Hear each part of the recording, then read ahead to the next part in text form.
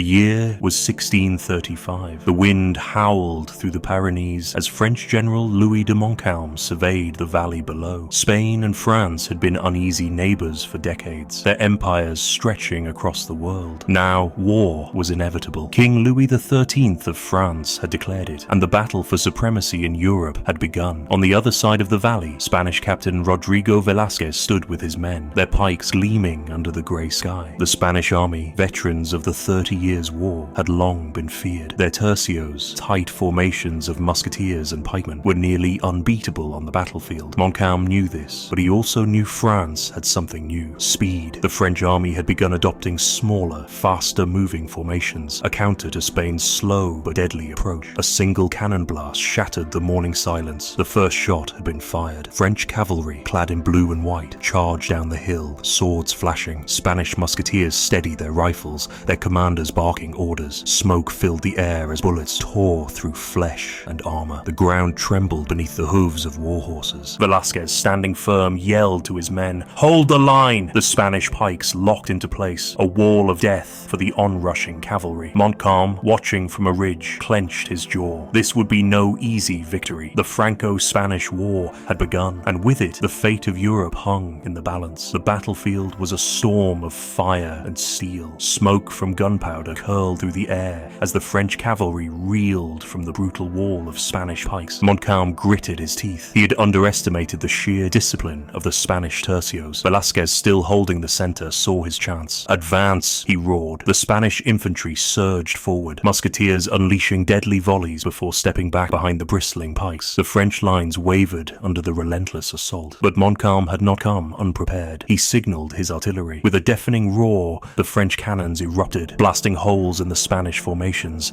Limbs and armor flew through the air. Velázquez staggered as a cannonball landed just feet from him, throwing men to the ground. The French infantry, faster and more agile, regrouped and struck the flanks. Their musket fire cut into the Spaniards, and for the first time, the tercios began to break. Velázquez saw his men faltering. He knew Spain's strength was in discipline. If they lost formation, they were doomed. "Reform the ranks!" he bellowed, but Montcalm had anticipated this. His cavalry, having regrouped, thundered into the exposed Spanish right flank. The once unshakable tercios were now vulnerable. Velázquez watched in horror as his men began to retreat, blood staining the ground. Montcalm's gamble had worked. The French had broken the Spanish line. Victory seemed within reach. But Velázquez, bloodied yet unbowed, clenched his sword. The battle was not over. Not yet. Velázquez knew that if he didn't act now, the battle, and perhaps Spain's dominance in Europe, would be lost. The French had broken through the tercios, their cavalry wreaking havoc on his exposed flank. But the Spanish captain still had one card to play. With a sharp whistle, he signaled his reserve forces. Elite cavalry, known as the Caballos Negros. Clad in black armor, they thundered forward like a storm, their curved swords glinting in the fading sunlight. Montcalm, seeing the charge, felt a pang of doubt. His cavalry had scattered the Spanish infantry, but now they were spread too thin. Before he could give new orders, the Caballos Negros slammed into his left flank with devastating force. French soldiers were cut down in seconds. Velázquez took the opportunity to rally his men. "For Spain!" he roared, lifting his sword high. The remaining Spanish forces, once on the verge of retreat, found renewed strength. They reformed their lines, pushing back against the French onslaught. Montcalm watched in frustration as his forces buckled. His once clear victory was slipping away. His men, exhausted and outnumbered, could not withstand the fresh Spanish charge. With no choice left, he raised his hand and gave the order. "Retreat!" As the French forces withdrew, Velázquez stood amidst the carnage, panting. The battlefield was littered with bodies, the air thick with smoke and blood. He had won, but at what cost? The Franco-Spanish War would rage on for years, but on this day, Spain had held its ground, and Velázquez, against all odds, had turned the tide of battle.